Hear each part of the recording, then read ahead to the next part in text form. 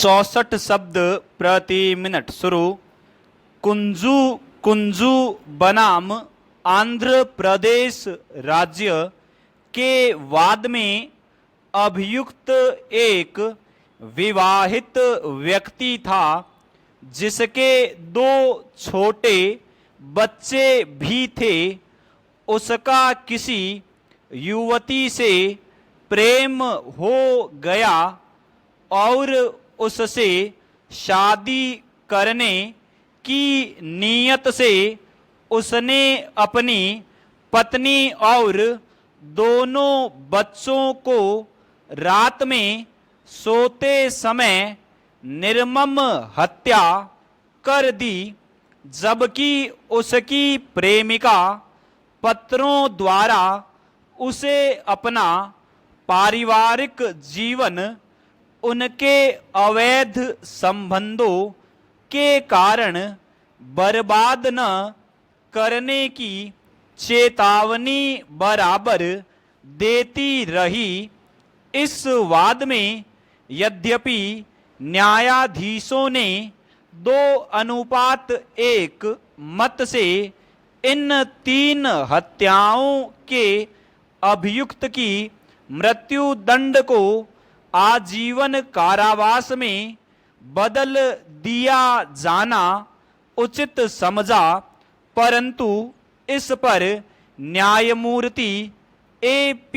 San ने अपना विसम्मत मत व्यक्त करते हुए अवलोकन किया।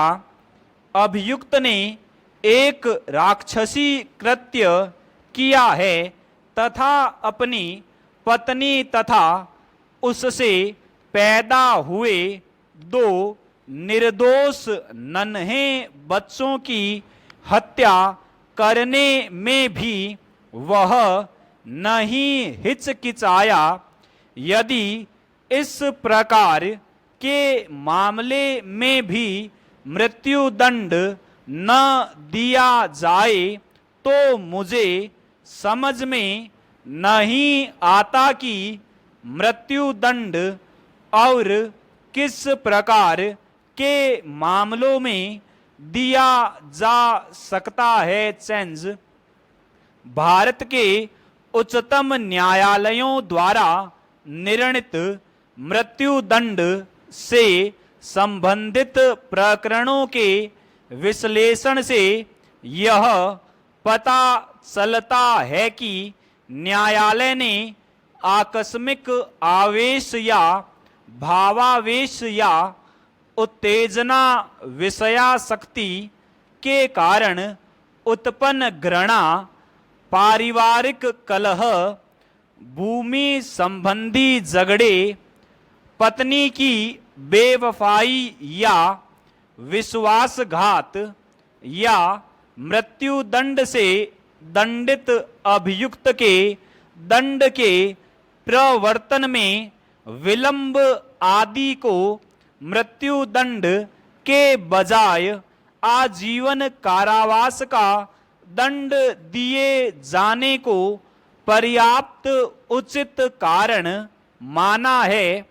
उच्चतम न्यायालय के न्यायमूर्ति कृष्णा अय्यर ने राजेंद्र प्रसाद बनाम उत्तर प्रदेश राज्य के वाद में जोर देकर कहा कि जहां हत्या जानबूझकर पूर्व नियोजित नृशंस तथा बर्बरतापूर्ण ढंग से की गई हो तथा इसके लिए कोई परिशमनकारी परिस्थितियां न हो, वहां सामाजिक सुरक्षा की दृष्टि से मृत्यु दंड अनिवार्य रूप से दिया ही जाना चाहिए। चेंज उच्चतम न्यायालय ने राजेंद्र प्रसाद के मामले में मृत्यु दंड के विभिन्न पहलुओं पर सविस्तार विचार करते हुए अपना अभिमत व्यक्त किया है। इसलिए इस वाद के तथ्यों का उल्लेख करना उचित होगा। इस वाद में अभियुक्त एक घोर प्रवृत्ति का अपराधी था जो आजन्म कारावास की सजा भुगत रहा था और सन 1972 में गांधी जयंती के उपलक्ष्य में उसकी कारगर से रिहाई हुई थी। जेल से छूटते ही उसने 25 अक्टूबर 1972 को राम भरोसे नामक व्यक्ति पर बदला लेने की नीयत से अचानक संघातक हमला किया, क्योंकि उसी के कारण उसे आजीवन कारावास की सजा हुई थी। राम भरोसे ने किसी प्रकार स्वयं को अभियुक्त से छुड़ाया और भागकर अपने घर आकर दरवाजा बंद कर लिया। अभियुक्त ने भागते हुए राम भरोसे का पीछा किया तथा उसे दरवाजा खोलने के लिए कहा।